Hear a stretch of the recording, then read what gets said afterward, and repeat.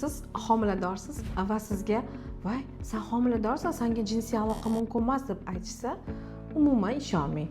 Agar siz sog'lom bo'lsangiz, jinsiy aloqani homilaga umuman zarari yo'q. To'g'ri, ko'pchilik homiladorlarda jinsiy mayl xohish pasayishi mumkin. Bu albatta homiladorlik gormoni, ya'ni progesteron gormoni oshishi oqibatida jinsiy mayl susayishi mumkin. Lekin sizga agar voy hadeb yotaverma, eringga yaqinlashma desa, sizda noto'g'ri tushuncha bo'lishi ehtimoli bor.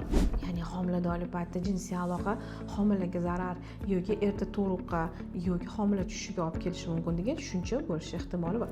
Va albatta bunda siz ginekologingiz bilan maslahatlashib, jinsiy aloqa haqida ma'lumot olishingiz mumkin.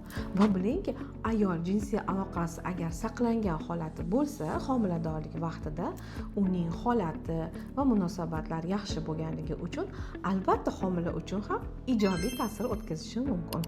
Lekin har bir homiladorlikni o'zini kritik, ya'ni muddatlari bor. Bu albatta siz birinchi 3 oyligida jinsiy aloqani me'yorda ushlab turilgan holatda ehtiyotkorlik bilan albatta jinsiy aloqangizni saqlab qolish ehtimoliniz bor. Va tug'ruqqa yaqin, ya'ni bizning tug'ruq yo'llarimiz ochilishida ham jinsiy aloqani albatta foydasi bor. Buni ko'pchilik tug'gan ayollar bilishadi. Sizning homiladorligingizda esa shunday fikrlar bo'lganmi yoki sizga shunday maslahat berishganmi? Jinsiy aloqa mumkin emas deb izohlarda yozib qoldiring.